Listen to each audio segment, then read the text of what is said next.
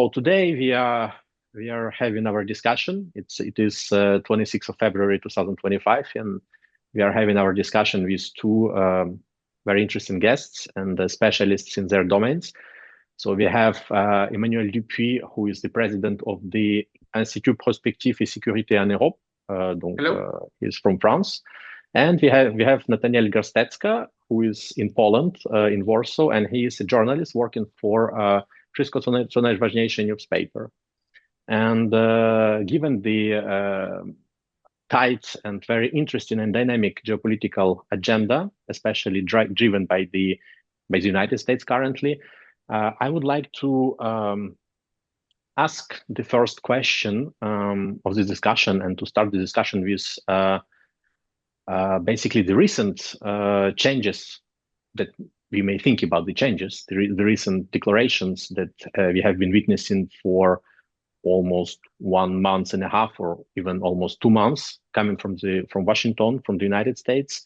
And we can say that even almost every hour we have some news, and it's really dynamic situation. And I would like our guests to talk about it, and we will try to figure out what is really happening. So how do you see actually the arrival of Donald Trump in the White House and the changing of the foreign policy dynamics that started with his declarations regarding the European Union, the Denmark, the Russo-Ukrainian war, for example, and a lot of different declarations, the renaming of the Bay to how did he rename it? The Bay of the United States, the Bay of America. Gulf of America. Gulf of America, yeah, the Gulf of America. Thank you, Emmanuel. So all of this, and Emmanuel, the floor is yours. You will start, and then we will have also the perspective from our distinguished guest, Nathaniel.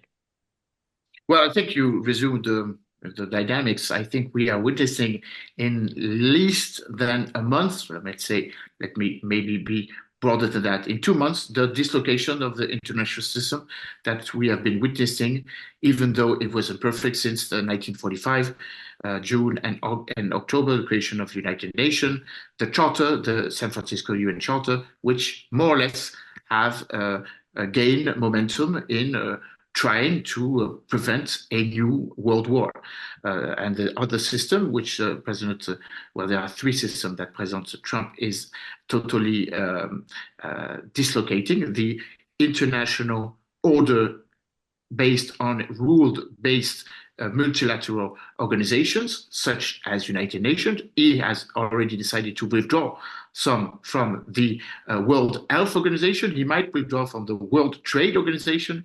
He might also want to disturb and make the United Nations system weaker, as we have been witnessing since the beginning of his mandate. That's the first track. The second track is based on the fact that even concerning the collective security agenda and the collective security system, which was created by the United States in April 1949 in Washington, precisely to assure that partners from the other side of the Atlantic would have the same mindset, the same endeavor, and the same perspective to build a transatlantic alliance based on, again, rule-based order, universal values, and collective security, is also endangered and at least weakened, not to say more, with Donald Trump. The third track is about economy. Donald Trump is considering that he has no longer any partners. He only has clients or opponents or concurrents. And a few hours ago, Donald Trump went a bit crazy, saying that the European Union was created to, I quote, screw America, which is absolutely crazy. I mean, That's a declaration I have completely missed, Emmanuel. Yes, Could you please elaborate a bit more? A few hours ago, after the Emmanuel Macron's meeting, before the meeting with Keir Starmer, when he was asked what would be the relation with the European Union, he said the European Union was an adversary, that the European Union was not there to help American enterprises and American companies, saying, quote, I have the quote here, saying that, let me quote it, European Union was set up to screw the United States. It was actually set up to prevent war on the European continent, which of course was added by such a number of analysts. And he's saying, now that I'm president, well, I will do what I can and what I must do, words of Donald Trump, to put a bit of pressure. And this pressure, we know the consequence of that is 25% at least, or at best, I can add, concerning the commercial tariffs on steel, on copper, and of course, on a certain number of manufacturing goods. I think Donald Trump is totally changing the rules of the system. Maybe let me make that very clear and broader. We were living in a world of aliens, a world of mutual understanding of the adversity that we were facing. Soviet Union, Russia, China, aggressive states, rogue states, failed states. Donald Trump is shifting, saying that he can liaise with those who may not be Democrats, who are clearly autocrats. He sometimes called them my favorite dictators, which is the case with President al-Sisi. He calls him my favorite dictator. And of course, considering the fact that we are entering in a very transactional diplomatic conversations, and therefore it's only a mutual interest. It's not realpolitik.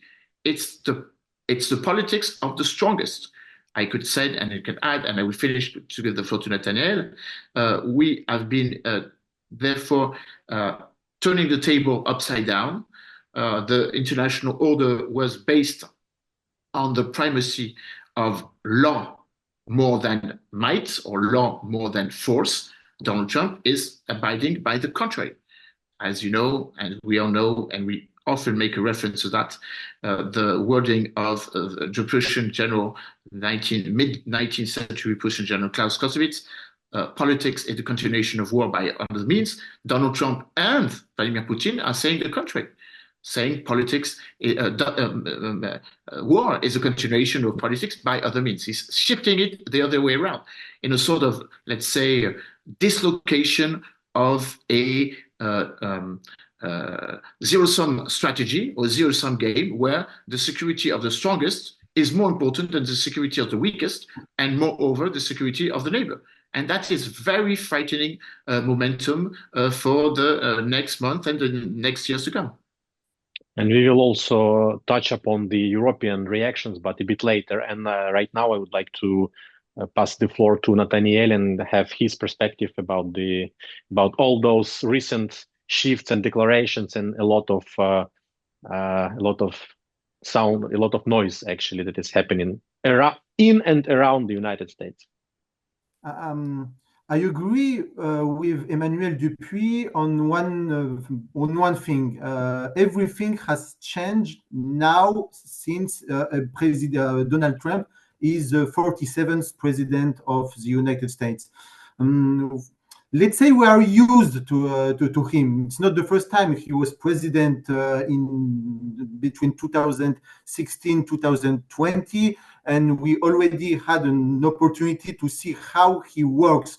How is his way of making diplomacy? How is his way of doing his famous art of the deal and his balance of powers with other countries?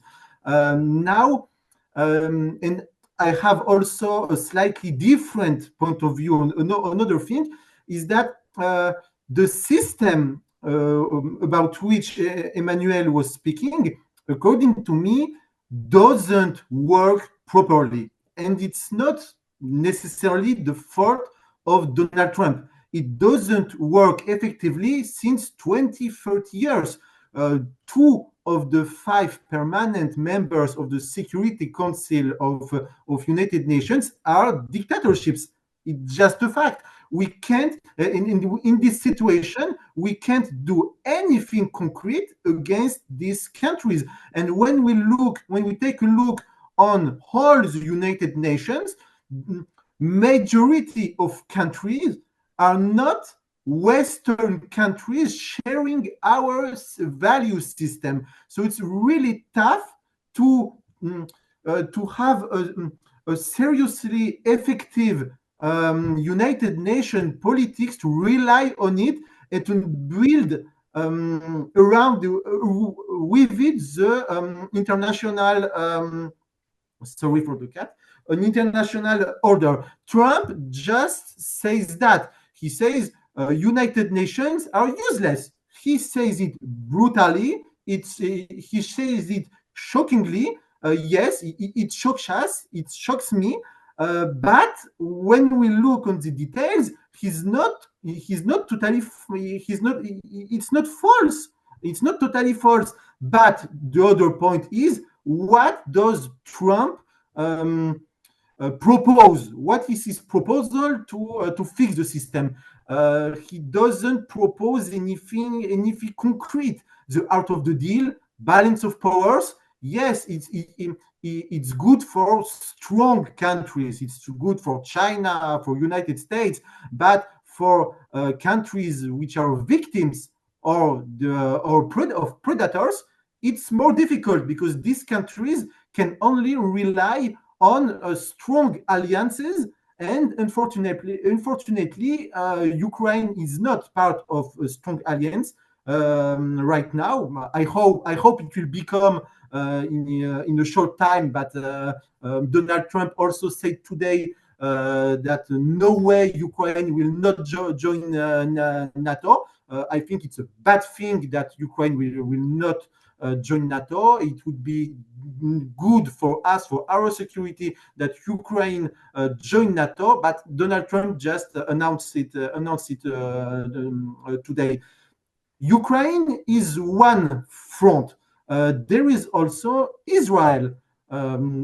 Here we can say that both Joe Biden and Donald Trump took part in helping reaching a kind of ceasefire between Israel and Hamas. Here, I think we can give credit to Donald Trump and also to Joe Biden on this topic.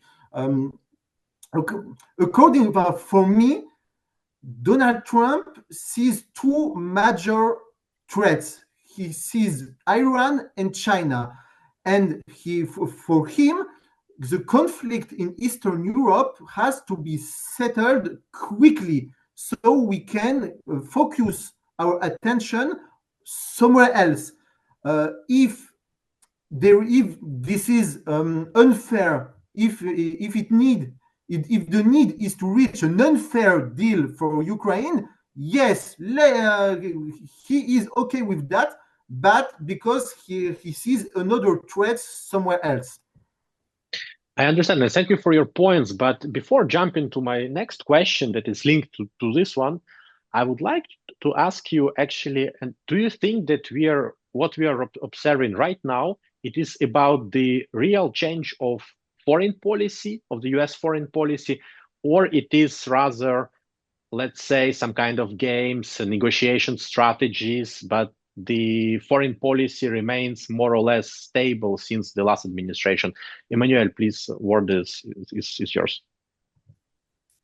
Well, it depends on the topics and it depends on the subjects. Nathaniel mentioned Israel. I think there's a continuation concerning the policy of Israel, whether you're a Democrat or Republicans, you will just always sustain Israel.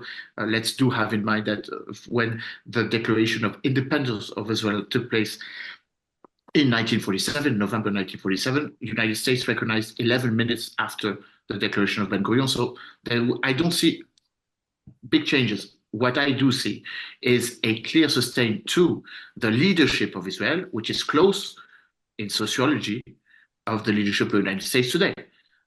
They are, let's say, very millenarist, spiritualist, and they share the same perspective on the holy, let's say, the holy task of Israeli to regain their territory. That is for sure. This is why, for example, some of the diplomatic leadership of the United States don't even speak about Jordania or about Palestine, Cisjordania or about Palestine. They always speak about Judea, Samaria, denying the reality of the United Nations resolution in 1947 and in 1967.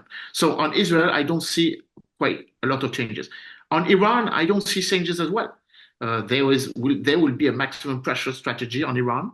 It has already been said by the newly installed administration, which, by the way, is not totally finished. So we have to be a bit cautious about how it's going to happen. We do know that Marco Rubio is the Secretary of State. We do know that Mike Waltz is the National Security Advisor.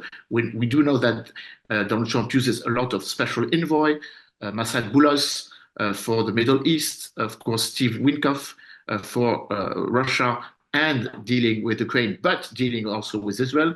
So it's really not clear about who will be in charge concerning the Iranian agenda. Now, concerning the overall vision of the United States and the overall vision of this Trump administration, I do feel that there is a important, not to say more, difference between Trump 1 and Trump 2. Trump 1 had to take in consideration that he had a previous administration which had done the job, and therefore it was very difficult to untie the job. This is why most of his political and diplomatic, let's say, heritage took place at the end of his mandate. The Abrams Accord is only by 2020, not the beginning of his accord. So it took time in order to put his mark and his impression. And he's always said, I didn't have sufficient time.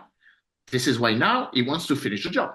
So we may have an increase in the numbers of Arab states redefining their relations with Israel and stabilizing their relations with Israel, such as Egypt has done in 78, Jordan in 94, and United Arab Emirates, Bahrain, Sudan, and Morocco in 2020.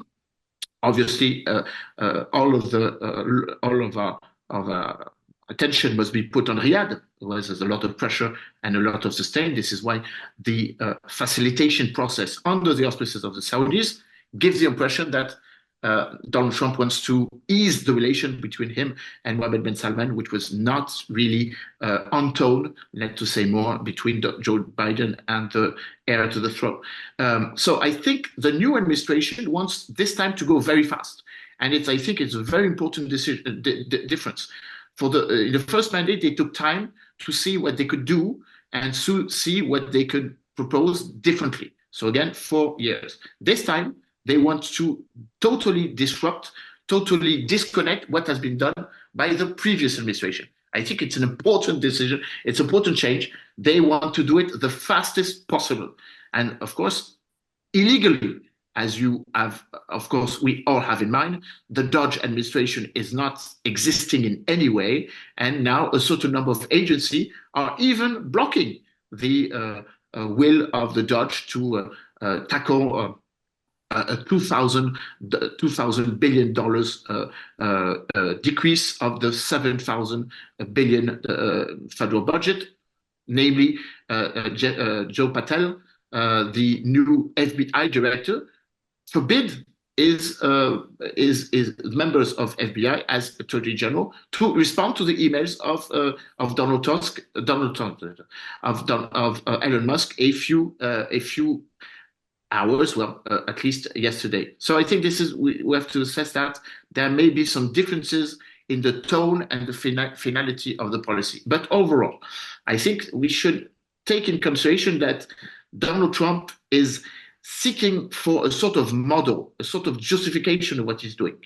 And as you know, I'm fond of history. If you look in deep of what is happening, Donald Trump looks very like William McKinley, the 25th American president, who was an expansionist, who was not at all an isolationist. He was expansionist. It was under his mandate that as the 25th president, more or less the last 4 years of the 19th century, when America gained more territory than any time in the history.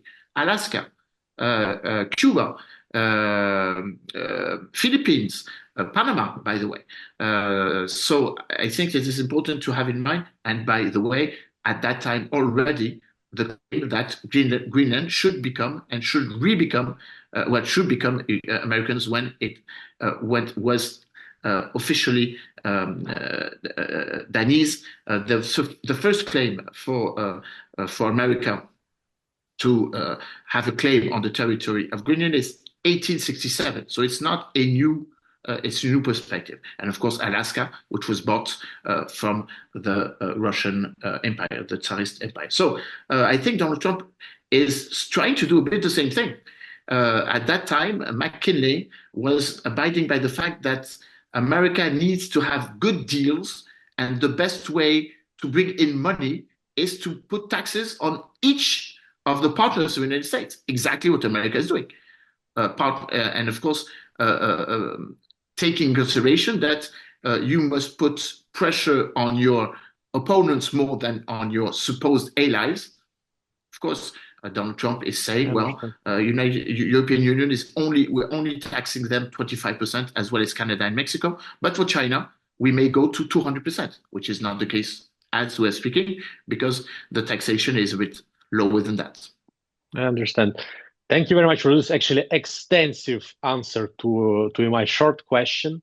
And thank you very much for those details you have just given and reminded us the details about the, I wouldn't say US appetites for Greenland, but let's say some of the history, and that it's not the Trump's declaration about Greenland, it's not something new in the US history.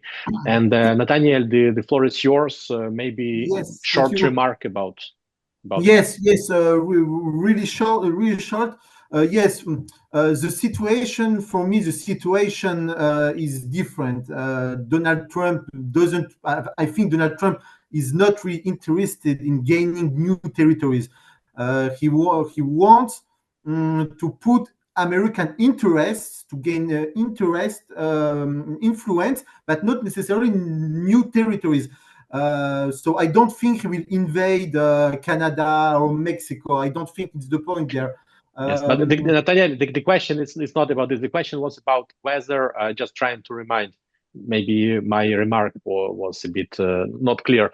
Actually, the question was about whether we are witnessing the shift of approach of the United States administration under Trump in foreign policy, or it's rather some kind of a noise and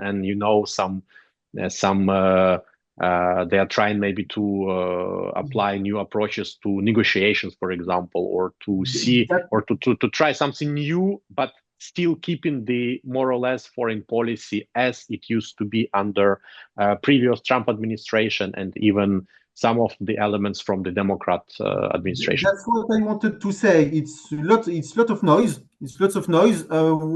We know Trump. Trump likes to stage his diplomacy. He likes to put himself on the scene, to throw strong words, and then to sit with other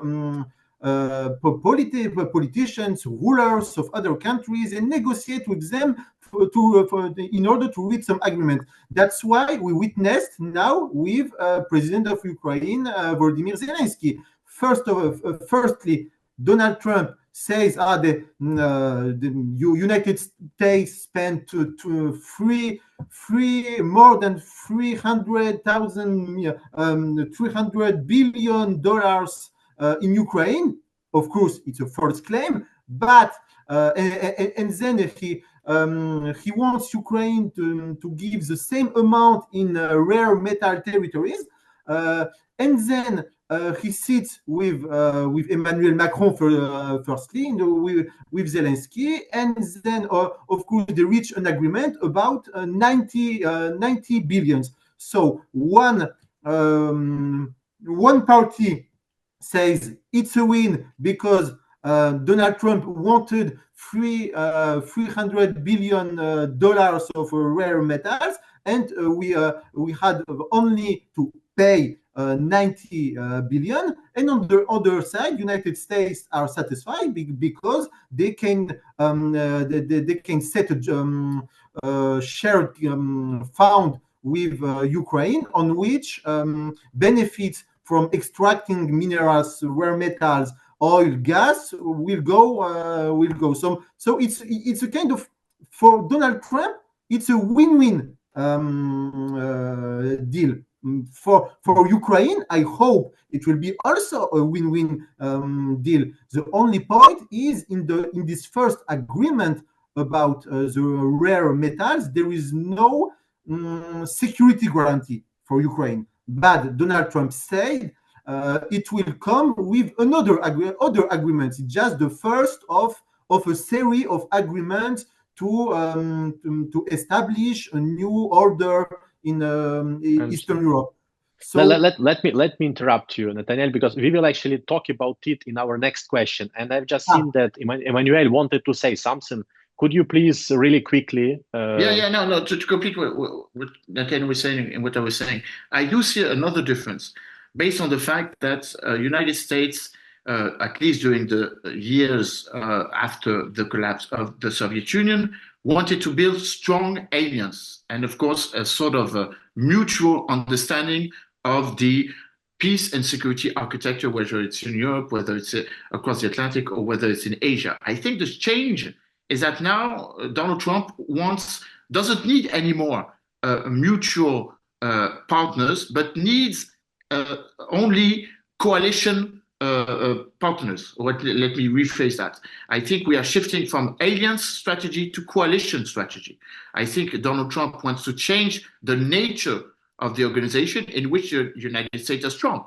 Let's just take NATO. NATO is normally a 32 and thus 30 European state alliance based on mutual understanding of the threats that we have in face of us.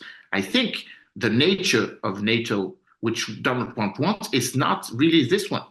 What the United States wants is the NATO members to protect the United States. That's what they want.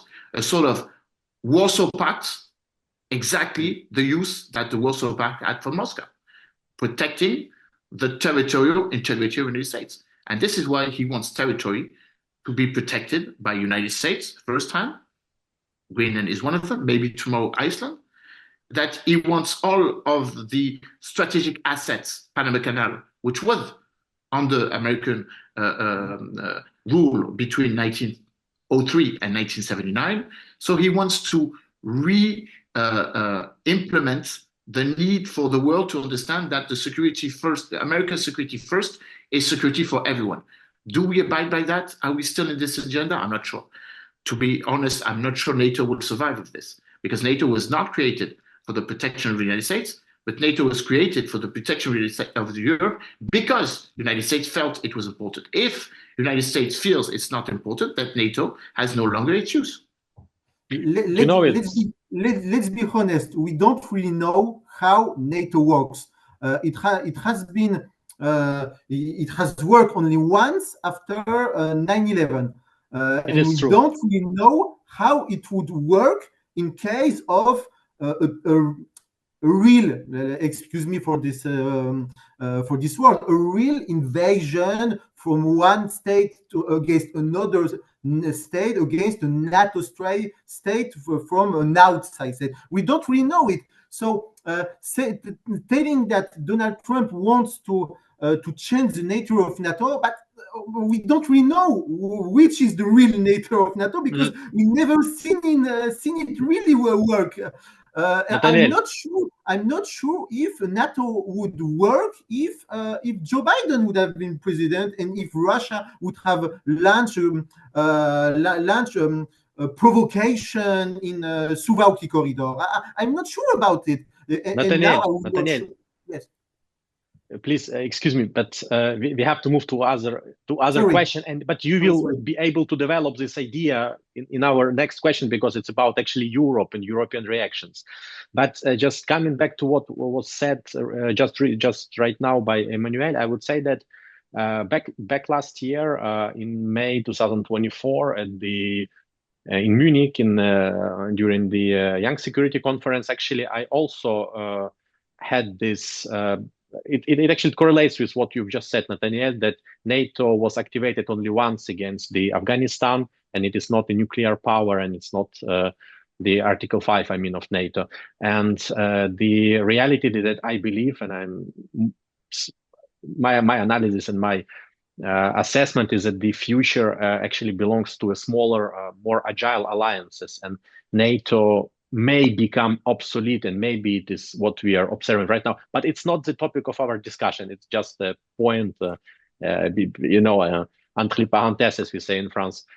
So my second question, because actually we have just only talked about our first question. So my second question is about the European reaction, and I will start with you, Nathaniel, because you're sitting right now in Warsaw, in Poland, and I would like to know, to have your opinion about what was the main reactions from the European Union, and especially from Poland, since Poland is one of the key countries, or I would say it is the key country with regard to the NATO eastern flank. So how those declarations and shifts coming from the United States are perceived in Warsaw, and how Warsaw is responding to all of this?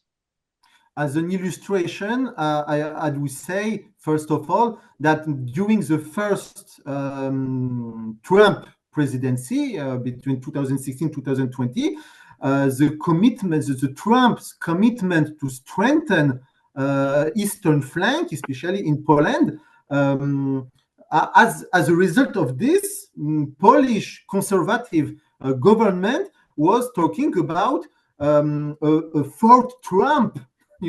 For the name of a new American base would have been Fort Trump. It's just as an illustration how Poland, conservative Poland, was committed into alliance, good relations with Donald Trump. But now about the reactions, the actual reactions.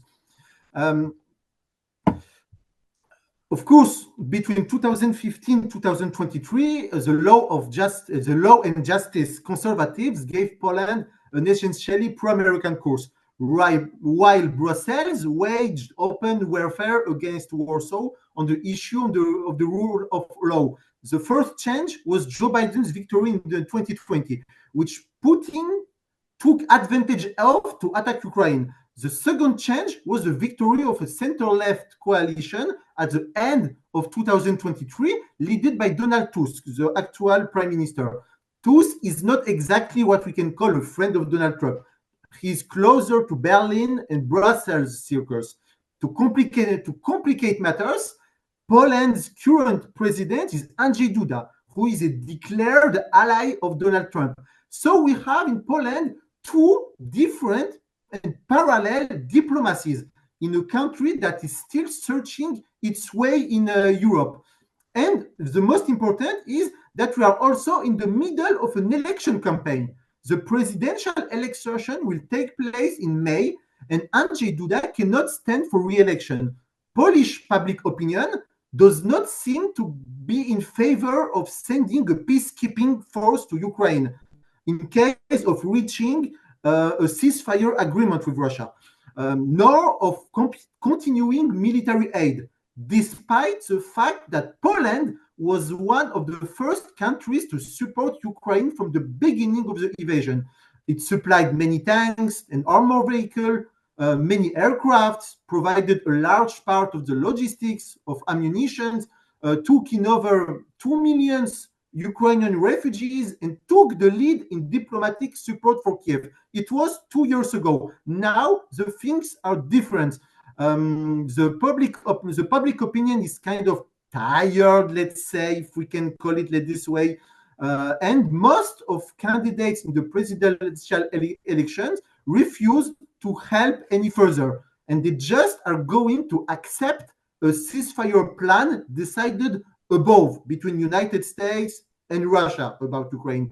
We must take this into account. So the Polish reactions now are don't matter very much, because Poland is in a weak position with two parallel diplomacies from the presidential party and for the government party. From one side, the government wants to have good cooperation with Brussels, with Berlin, so they want to go on this way. And on the other side, Andrzej Duda was the first foreign president to be received by Donald Trump in the United States a few days before, even before Emmanuel Macron now. So the symbol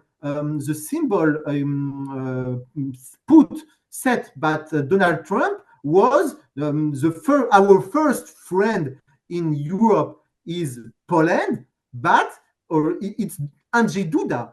and the government of Poland, it's another topic. So now Poland is in a very difficult situation, and it cannot set a unique voice to make itself heard on the international scene. I understand. So a house divided somehow. Yes. I understand. Thank you. And Emmanuel, please, could you describe the European Union reactions and as well reactions from Paris regarding all those shifts coming from and declarations coming from the United States, not only about Russia, Ukraine, but also regarding NATO, regarding Greenland, regarding the democracy in our countries? Well, first of all, just to be clear, Article 5 is not NATO. It's not the only task of NATO. NATO has three missions: collective security, pooling and sharing when it comes to bring in equipment for the forces of NATO, and of course, fighting other elements, asymmetrical threats.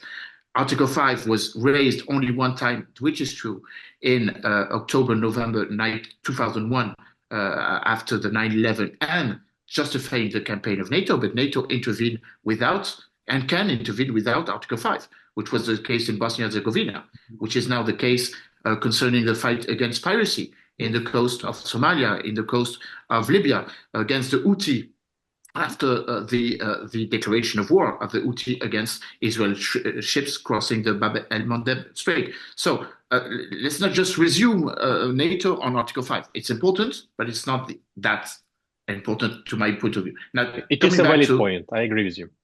Coming back to what you were asking me. So I would, there's a lot on the table, I would start saying one reality. When we speak about Europe, at one point we have to speak and say what Europe are we speaking about? Because there's not one Europe. That is not true. Nathaniel mentioned the fact that President Duda was, in effect, meeting with President Trump before Keir Starmer, Prime Minister of Great Britain, tomorrow, and before Emmanuel Macron, but only for 10 minutes and not in an official capacity, since he met Donald Trump. I think it was in New York and not in Washington, but that's not very important. It was with the CPAC. Yes, doing the CPAC therefore, I think it was in Arlington or something, in Maryland or something. Yeah, I think it was in Baltimore. So the question is not whether or not Donald Trump has his best allies or his buddies in Europe, but that is true. I mean, Roberto Fico, the Prime Minister of Slovakia, Giorgia Meloni, who was the star of the CPAC in a speech a few days ago, and of course, Prime Minister Viktor Orban. We can add some newcomers who will be gaining momentum. The new Austrian Chancellor, for example, which is very close. But Jordan Bardella left. Sorry? That meeting. Jordan Bardella left that meeting, if I'm not mistaken.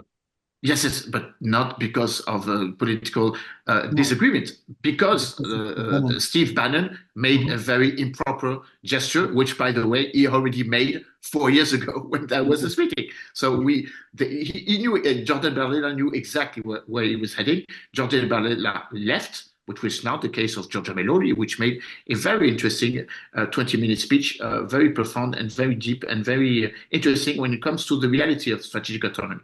You can have a strong commitment calling for strategic autonomy and have a dialogue with Donald Trump. So coming back to your question, what struck me, and in a way that would be my first response, is that during the last 10 days, we have seen all of what Europe is not incapable of doing. First of all, unity. Emmanuel Macron called only the 8 countries of the willing, je le dis en français, les pays qui peuvent et qui veulent, the countries who can, the countries who will, the countries who are the strongest in the Eurozone, by the way, members of the Eurozone, and not the others, the countries who have the military capacity, and the countries who are spending more than 2%. I think Poland is something like 3.9, 4%, and maybe reaching more. 4.7. How much? 4.7. Okay, 4.7, almost 5. So is that Federal Europe? Is that the European Union? Absolutely not.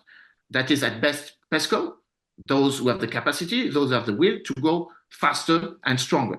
But does that replace Europe? Absolutely not.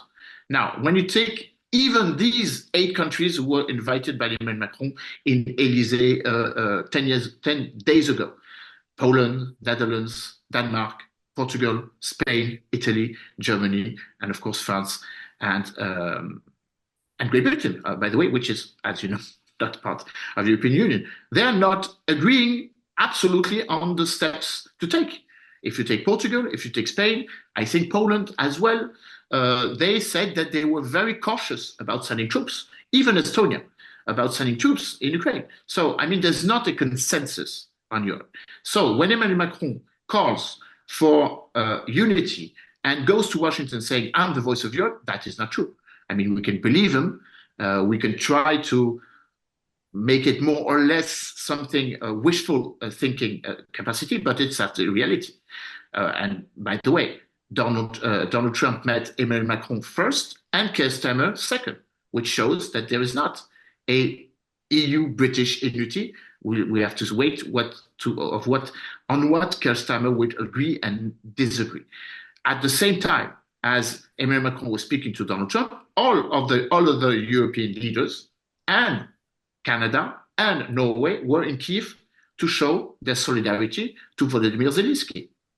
And by the way, I think one of another means or in another trend is showing that there is discontinuity inside the European Union concerning Ukraine, but Ukraine is just the topping on the icing on the cake.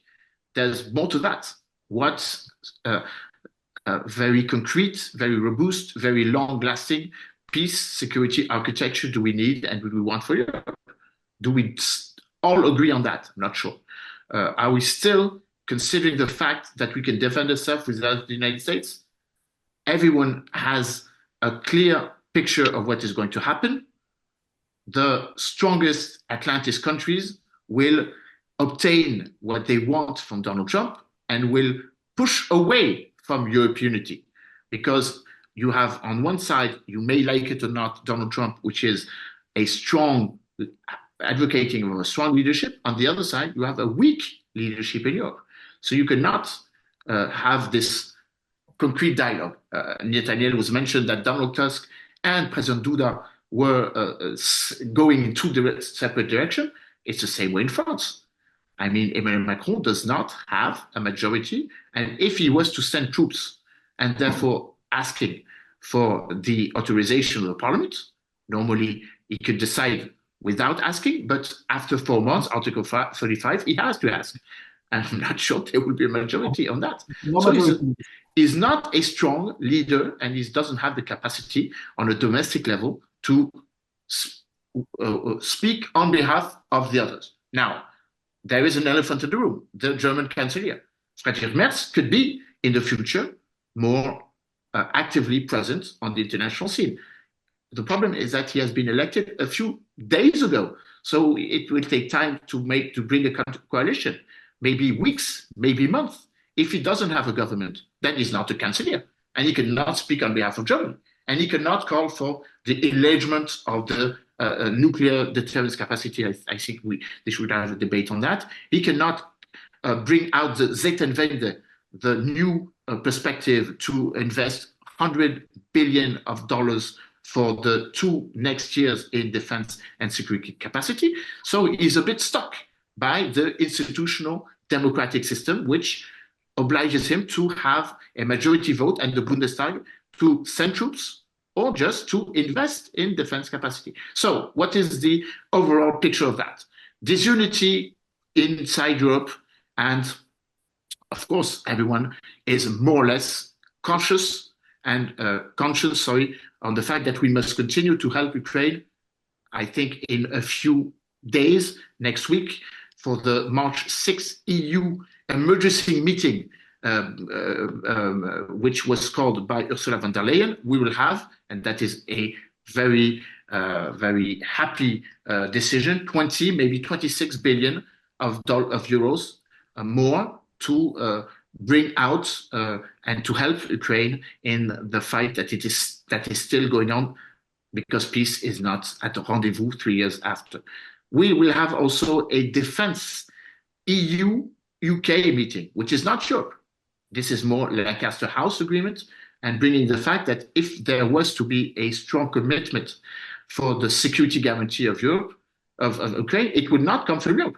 It will come from Great Britain, and it will come from France.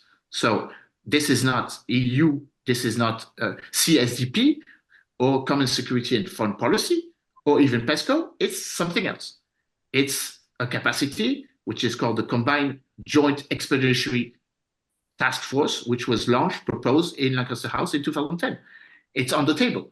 It will bring, therefore, two countries having the capacity to deploy 30,000 men. But of course, not only them, because let me be very clear.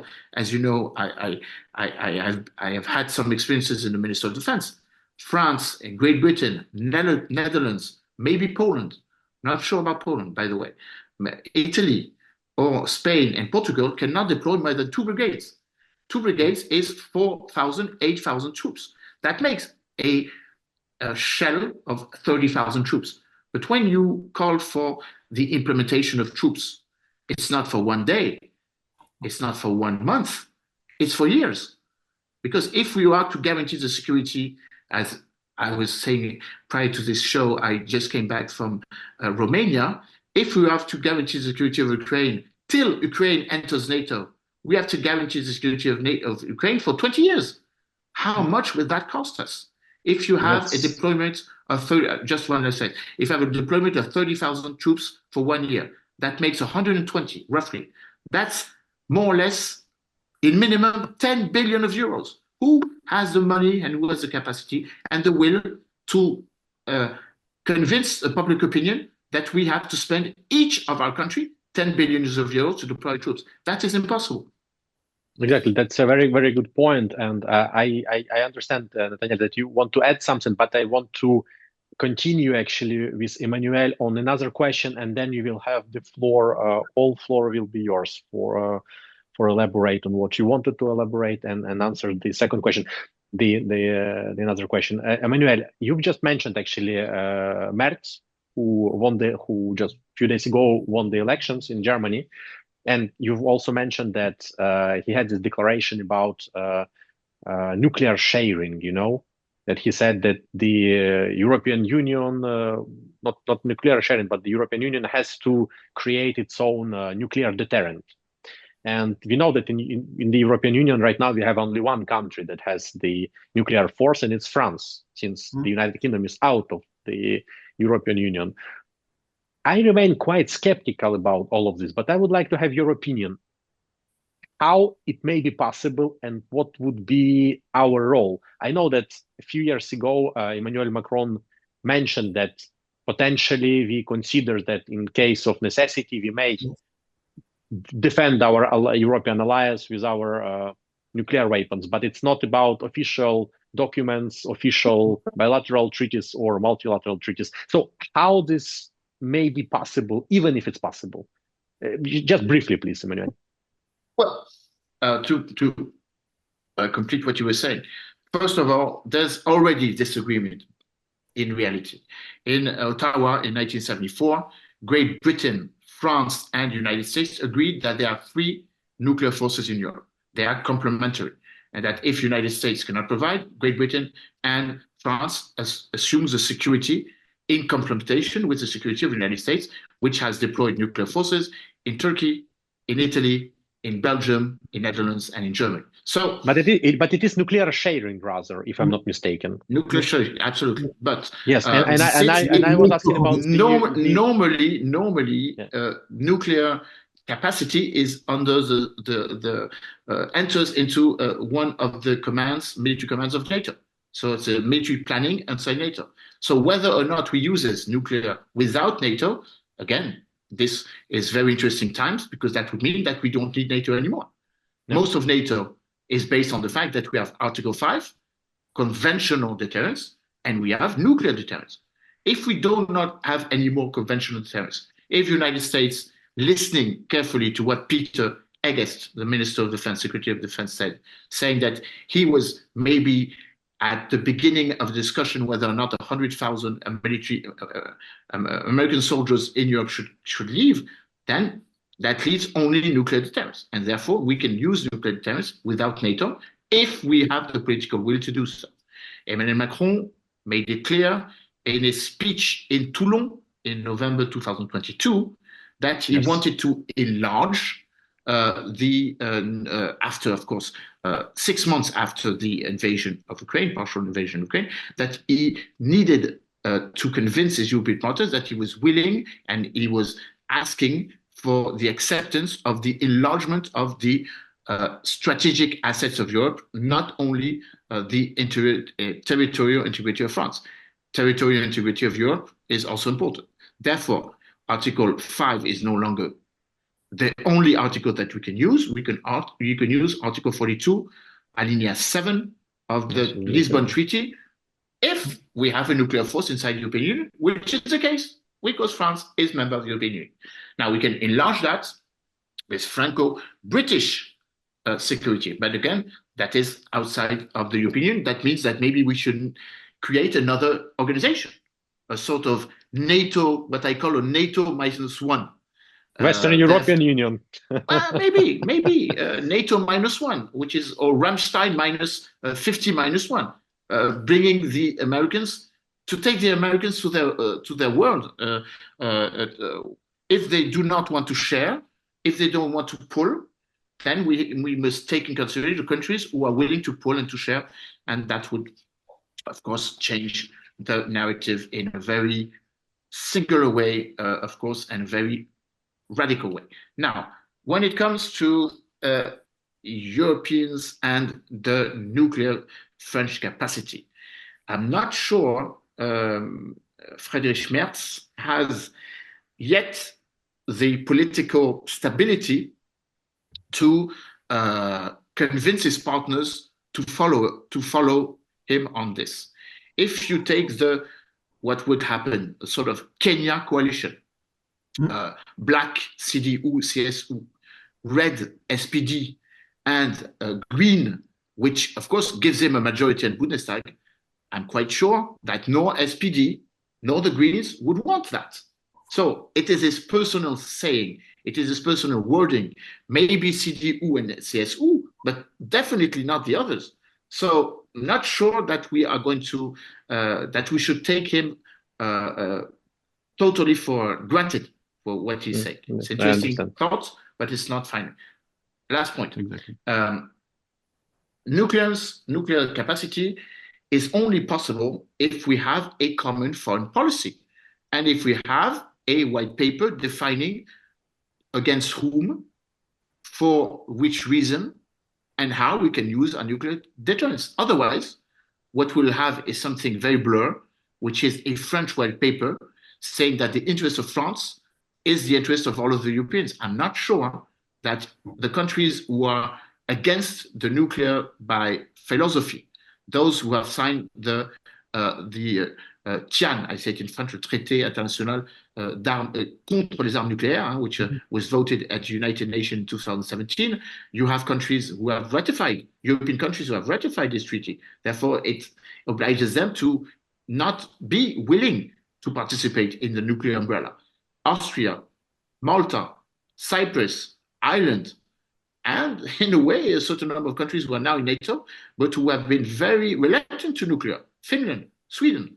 So it's not as simple as having the French and the British saying, okay, we're going to enlarge our strategy, because has been a sufficient debate inside the European civil society in a way. Last point, and I will give back the floor to Nathaniel. Are we sure that to deter the hegemonic neo-imperialist hubris of Russia, nuclear will prevent Vladimir Putin to invade Lithuania and to maybe make the linkage between Kaliningrad and Lithuania? Said in other words, yes, we may be willing to die for Helsinki, but are we willing? Because this is what you know the wording that we had in the 1970s, 80s. Americans were willing to die for Hamburg because it was a strategic asset. We were saying, okay, we are willing to die for Finland.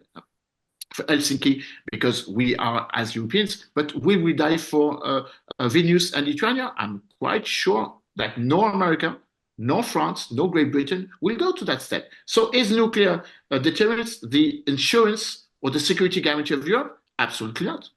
And thank you very much for these very extensive points. And I have to join you on this, and then I will pass floor to Nathaniel because he has a lot of things to say. I'm more than sure.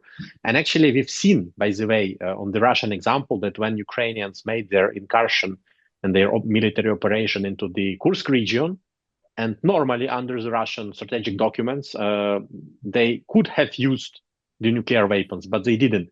So in other words, to which extent the nuclear deterrent is a real deterrent, it's another issue in the framework of an armed conflict. And also there is obviously the political will of this or that country to do so. So Nathaniel, please go ahead. I hear that you had some reactions to previous question. You can elaborate on it, but please briefly, and please give us the answer about this question, and then we will jump, because we have 2 more questions and not much time. It will be very brief because I agree with all Emmanuel has said just before me. So I don't have many things to add. Just maybe that according with this point of view that United Europe is not really united on diplomatic and military topics, it will be very hard to set a common common security politic.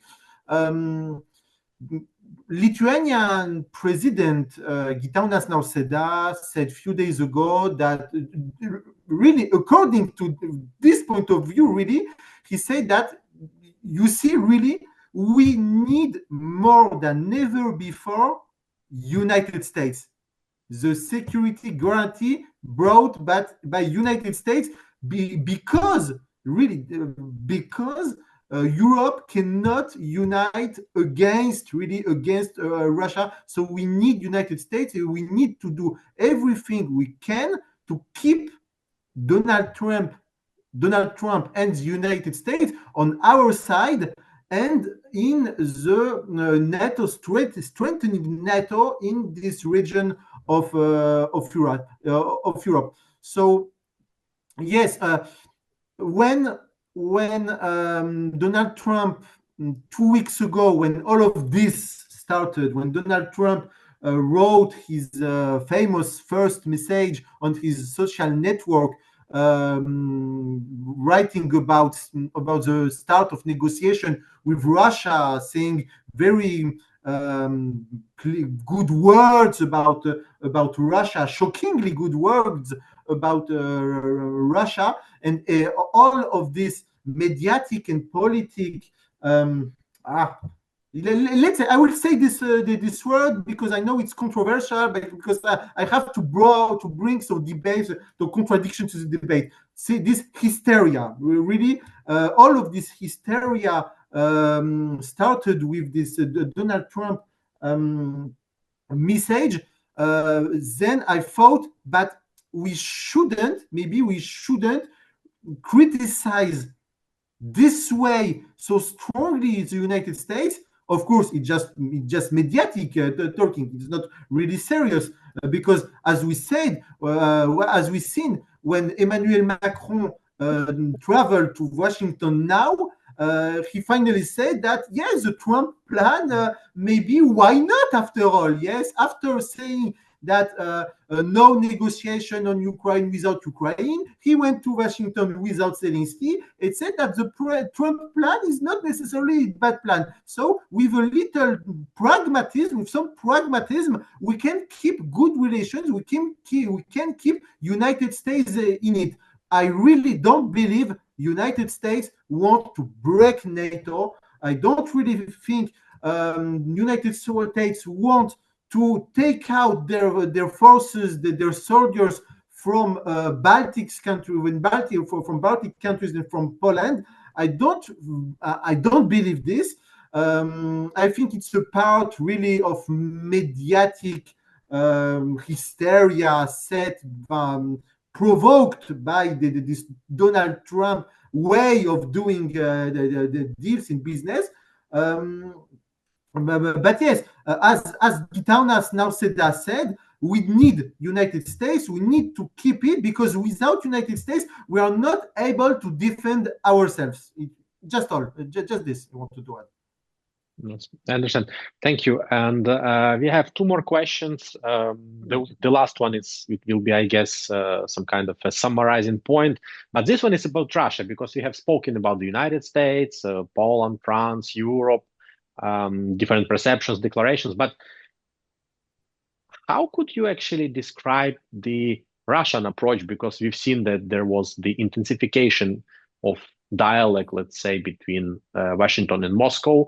We've seen there was a meeting between the United States and the Russian officials in Riyadh, in the Kingdom of Saudi Arabia. So, because I'm more skeptical about Russia is really willing to sign a peace deal, right away. But so could you please, and let's continue with you actually, Nathaniel. So what does Russia want from those negotiations? Are they really looking into signing some kind of a peace deal?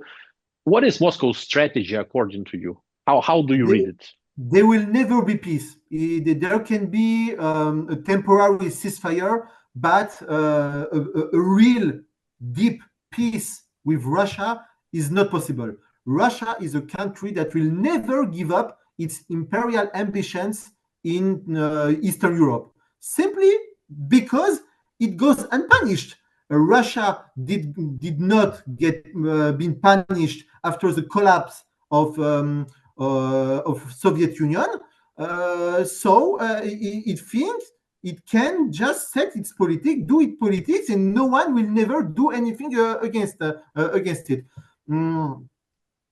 So we are just going to have a respite moment to prepare for the next attack. This attack will certainly not take place under Donald Trump's presidency. Russia needs some time to strengthen back its army, to set new politics. So not now. Like last time, the Russian, I think it's just my own opinion, my honest opinion, the Russians will wait for the Democrats to return to power in the United States before taking strong actions again against Europe. The only real guarantee of security for Ukraine, as for today, would be NATO. But there are too many countries opposed to Ukraine's accession. Not least is the United States. There are other countries. We know France and Germany opposed to Georgia and Ukraine accession in NATO in 2008. So I think maybe these countries would be opposed today too to Ukrainian accession. As far as I'm concerned, the official French position and our position is that we are not against Ukraine accession, but Germany is still against. At least yes, Emmanuel Macron said it 1.5 or 2 years ago, but it's just words. They are just words. For the moment, it's just a question of reaching the least bad agreement possible, and until this agreement is reached, we have to continue our support to Ukraine. Emmanuel said that United Europe can send a 26 billion euro aid to Ukraine. Few days ago, it was something about 3.5. So if it increases, it's very good. It's not enough. It's really not enough but we don't even know what we really want Ukraine to do. Just survive, just fix the land, just fix the front. We didn't even set a common strategy, a strong strategy, war objectives for us to help Ukraine. We don't. I agree with you, Nathaniel. But can we summarize? So basically Moscow strategy, what Moscow wants from all of this? It's the short ceasefire. Moscow wants us to be disunited, to not be united, to be unable to strengthen our own military, and it's difficult to say what Russia wants in Ukraine, because its first war objectives have not been reached. Destroying Ukraine's sovereignty, it's a failure. Take all of the 4 oblasts that Putin annexed officially, it's a failure. To chase the Nazis in Kyiv, it's a failure. So all of the first Russia for war objectives are failed, just failed. So now for them, we don't really know what they clearly want. They want us to be weak. They just want us to be weak. They want us to take back our support to Ukraine, to stop supporting Ukraine. And I think we just can't access to this Russian will. Yeah, and let's remind that chasing the so-called Nazis from Kyiv, yes, it's by default unattainable, because the Kyiv is not governed by the Nazis; it's the Russian propaganda. Emmanuel, so please go ahead, and the floor is yours. To start a very interesting question: what does Moscow and Washington want altogether? Bypass Europe, because they feel that Europe does not exist. It does not exist as a union. It doesn't exist as an international organization. It even doesn't exist as a single voice. So, they have the same objective on that. So, excuse me, Emmanuel. So, in other words, just trying to rephrase. In other words, neither Washington nor Russia sees us, the Europeans, as a tangible, as a serious force. They just disregard us. That's basically what you wanted to say. If I'm correct. Rephrase that. United States is willing to change the nature of Europe. Europe is a single market, therefore it should have a better understanding of the fact that America and Europe needs one and each other. I think Emmanuel Macron was very clear, saying that Europe is the biggest market for the United States. Nevertheless, there is a difference inside the commercial trade between the two countries, and we are excedentaire. So therefore, if the United States has the impression that Europe is winning more than it should, it will not consider us in the right way. But if we have a sort of a good deal, then maybe we'll be a close economical partner, but only based on the fact that for the United States, Europe is an economical union. It's not a political union. Do have in mind that during the first mandate of Donald Trump, the EU ambassador was disqualified as an ambassador. He was not even considered as a diplomatic representation, because for the United States, European Union does not exist. You have strong states, you have weaker states, you have bilateral relations, you have US plus 27 and not US plus 1. That's for sure. It's the same thing for Russia. Russia has never considered the European Union as a problem, because the problem of Russia is NATO, and it doesn't care about the European Union. If Ukraine wants to join the European Union, so what? That is of no importance at all. In a way, I even had the impression that during the Riyadh meeting with Sergei Lavrov and the diplomatic advisor, the Russian Minister of Foreign Affairs, Sergei Lavrov, and the Putin's diplomatic advisor, Yuri Uchakov, they were saying, okay, let's give that to Ukraine in compensation of the fact that they will never join NATO. So it's sort of compensation. It's a sort of carrot. But that doesn't mean that they believe that the European Union can play a role. Now, second of all, United States wants to reintroduce Russia into the international system. That is very clear. President Donald Trump has made clear that he wants G7 to re-become G8. Nevertheless, it was disconnected from the first Crimea and Donbass invasion in 2014. He might even go to the 9th of May celebration in Moscow, giving the impression that the world politics is resumed in three leadership: Xi Jinping, Vladimir Putin, and Donald Trump. And so we have to choose hegemon we want to follow. And by paresse or by intellectual non-willingness, we will choose, of course, United States, because we cannot go and shift to Russia nor to China, or not yet to China. And of course, some would say maybe we should go in the direction of Russia. Last point, I think it's important to have this in mind.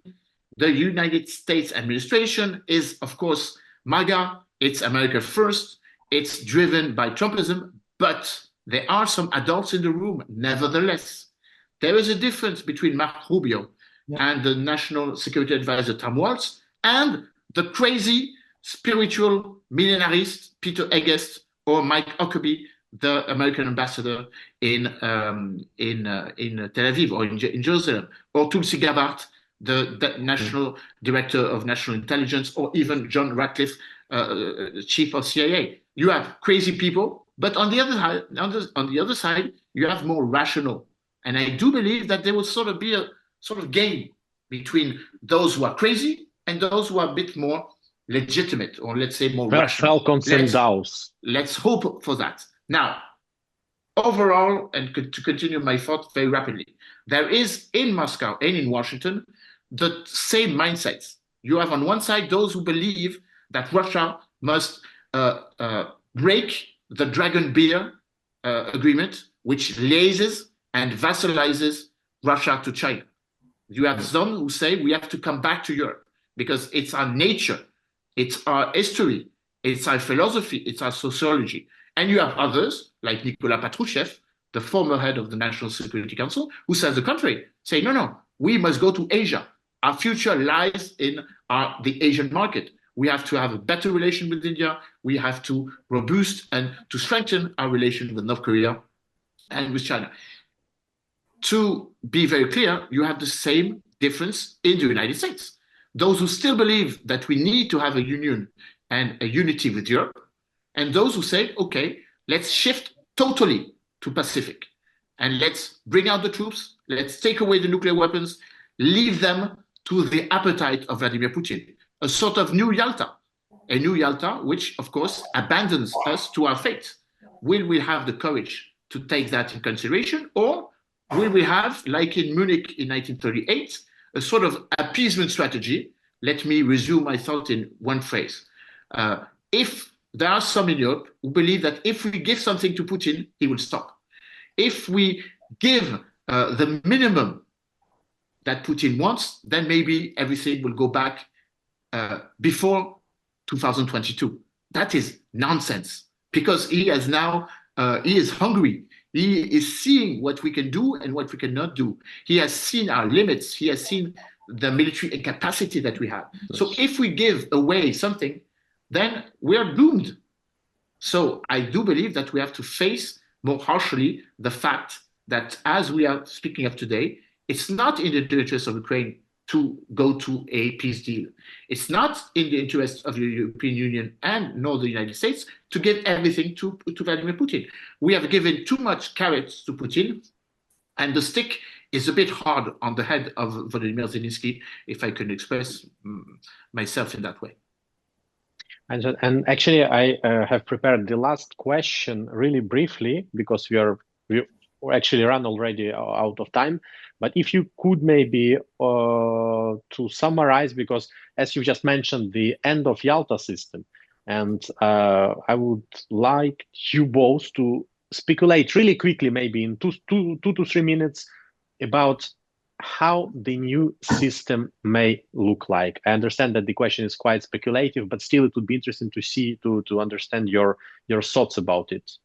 So maybe let's continue with Emmanuel, and Nathaniel, you will... Well, from the Russian side, the new European peace and security architecture will look like something between 1991 and 1997.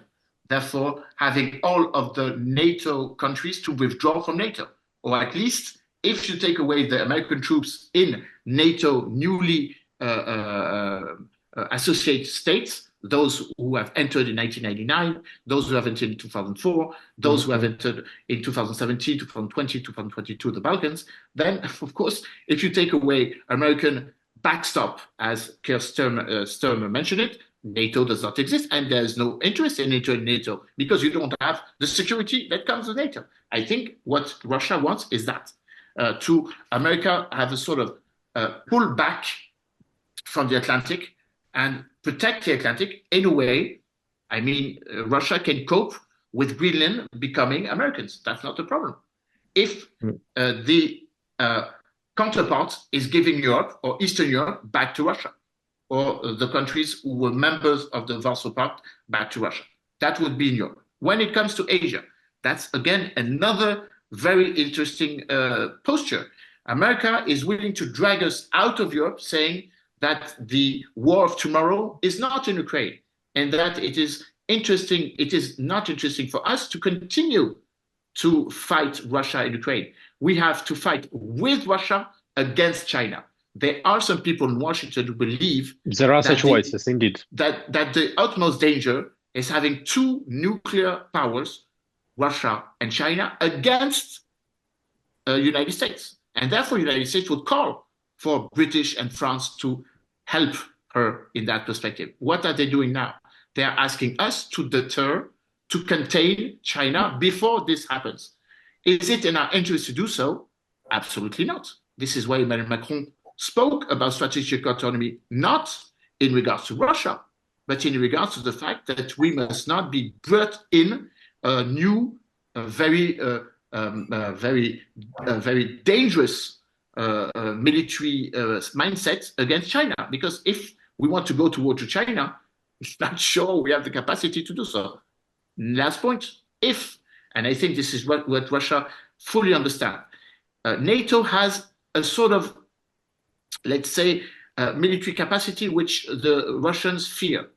If you take the 1.4 million soldiers, enlisted soldiers inside the 31, or let's break away Canada, the 30 NATO countries. If you add that with 1.4 US soldiers, that makes the strongest alliance in the world. And Russia knows that. More or less 3 million soldiers. Even Russia wants to shift from 880,000 to 1.5. It will take time. It doesn't have the military capacity to take that fight. Again, I will finish with some figures. The increase of the budget spending of NATO is too weak, but it's still strong. And we still have, if you add the $800 billion for the defense spending of the United States, plus the figures may differ from 420 to 485 billion of dollars if you add Canada. But if you take away, if you add United States and NATO, that's a 1.5 billion of dollars, which is, in comparison to Russia, absolutely huge, because Russia, even if that increased its military budget, its increase is absolutely incredible. 1.5 trillion you wanted to see. Yes, 1,500 billion, 1.5 trillion. Yes. And the budget of Russia, even though it has been multiplied by 4 since 2020, is only of 145 billion, which is, of course, 1/4 of what Europe's spending altogether are spending. So the odds and the military strength is in the favor of Russia, and Russia knows that. And if Russia, and I do agree with Nathaniel, what Russia wants is to disaggregate the European Union, disaggregate the countries who are willing to have a military capacity. This is why they're focusing so much on France and Great Britain. The rest is absolutely not important. Germany is not important, even though it has a strong financial capacity. The mindset and the population is not willing to use it. So it's not important. Poland, maybe in 10 years will be, but it's now growing. One last point. Let's be very sure that the interest of Poland today is not to build a strong military capacity to enhance the European strategic autonomy, but to show to the United States that their armed forces are fully operational, fully integrated, fully interoperable with NATO. And as a prospectivist, I will tell you what will happen. All of the countries will go to Washington saying, do not abandon us because we want to be the best junior partner of the United States, at the exception of France. And Great Britain will absolutely not do this because in the history of Great Britain, they have always been closer to the Atlantic than closer to the continent. So that will leave France alone. This is what is going to happen. And I'm fully disappointed about that. It's quite worrying. It's quite worrying because no one wants to assume the power of Europe. No one wants to take the lead in a wording we could say to the United States, okay, you are no longer an ally. If you are no longer an ally, then we must not work with you because we do not want to share strategic information because we feel that you're closer to our enemies or to our adversaries than you are closer to us. Thank you very much. Who will have the courage to do that? One last point. Will we have a 2003 momentum when France said no to the United States invasion of Iraq? Will Jean-Noël Barrot have the courage to stand like Dominique de Villepin? Will Emmanuel Macron assume the fact to vote a veto against the United States? Will Great Britain do that? Absolutely not. So if no one is going to veto the United States, if we are in abstention, what will happen? Exactly what happened 3 days ago. A majority of the states have accepted the fact that the United States, even China, has had a very intelligent move, abstentioning, giving exemption to the veto which the United States and Russia made together. I think this is important because if we have a peace deal, it will come to the United Nations after all. Thank you very much, Emmanuel, for your, yet again, extensive thoughts, but quite worrying. And Nathaniel, please go ahead. It's your time to speculate a bit about the nearest future and the end of Yalta system. Just to complete what Emmanuel said, and I agree with all what he said. In Poland, people remember the famous "this country lost an occasion to shut up." If you remember, it made on public opinion on Poland, on Czechia, on other countries, it made a really bad impression, and still people repeat me this sentence almost every day that you friends, you don't understand us. You are just interested in showing America that you are autonomous, but you don't understand Eastern and Central Europe. Donc you are not legitimate to take the lead of European Union. It was just to complete with that. About the global system, I don't think bloc logic died in 1991. It has just took another form, and it is more complex, as Emmanuel said, with the dissension between potential dissension between Russia and China, but which already existed during the Cold War. This bloc logic has just been masked for a while by other challenges: the terrorism, international terrorism, the climate change. We still form a Western civilization, even with internal dissensions. Even during Cold War, there were dissensions within the blocs, as I said, between the Soviet Union and China, but inside our bloc also. But in reality, we have been blinded by the theory of peace dividend and by a misunderstanding of the theory of the end of history.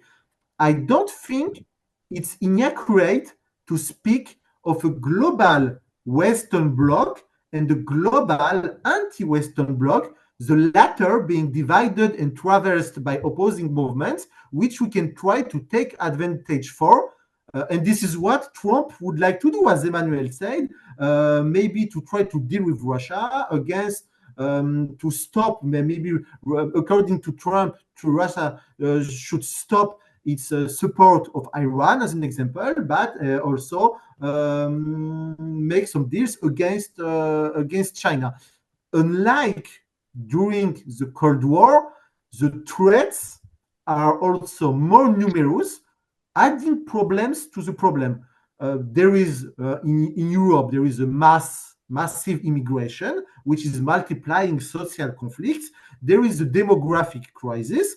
In Russia also, all of this. There is the push of progressivism against our value systems. There is the development of new technologies that are going to provoke real anthropological revolutions and also military revolutions. For the moment, we are totally unable of establishing a global strategy in the face of all of these challenges because we've lost the ability to analyze the world as it is, preferring to rely on utopias. I believe that we are facing a real challenge to liberal democracy as we know it in our countries, in France, in Germany, in Poland. The democracy, the liberal democracy is under threat, not because of so-called populistic parties, but as a system, as a global system.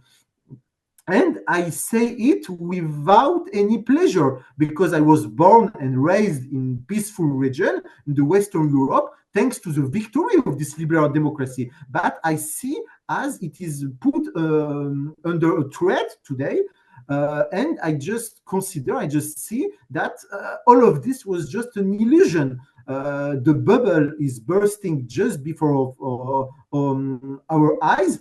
And for today, we are just waking. We are just waking, and the way we are going to wake up for our liberal democratic dream, which lasts 50, 60, 70 years maybe, is our greatest challenge in the 21st century.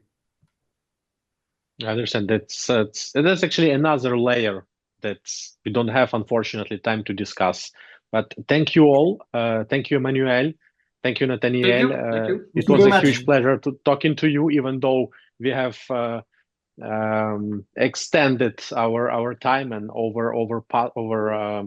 overused it, I would say. But the discussion was quite interesting, and I appreciated your analysis and your opinions, and even the fact that there were divergent opinions on certain of these issues that will enrich the discussion and analysis of those who will be watching us. Thank you very much. Have a nice day. Thank you so much.